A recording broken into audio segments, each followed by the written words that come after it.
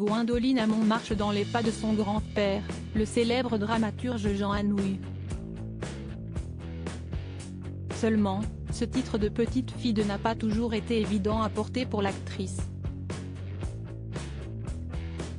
Invitée de l'émission Un dimanche à la campagne, diffusée sur France 2 ce dimanche 19 février, la comédienne s'est confiée: ce grand-père, ça a été un poids.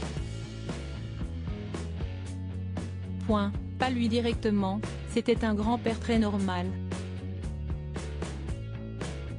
La différence de traitement, Gwendoline Amon a commencé à la ressentir à l'adolescence.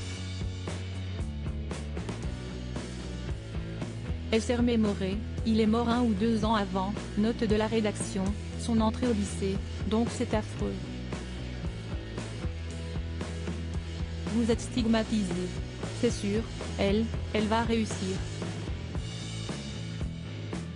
Vous avez ce genre de réflexion débile.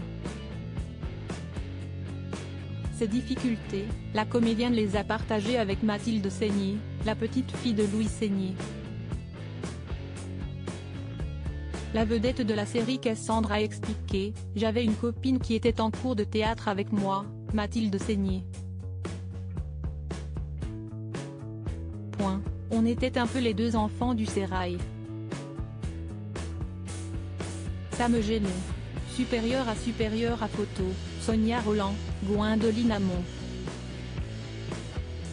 Leur première journée à Monte-Carlo: tu portes aussi les casseroles des autres, la comédienne a assuré. Moi, je suis typiquement la fille dont on se dit qu'elle n'a jamais eu de problème. Je l'ai entendu depuis toujours. Ce n'est pas vrai.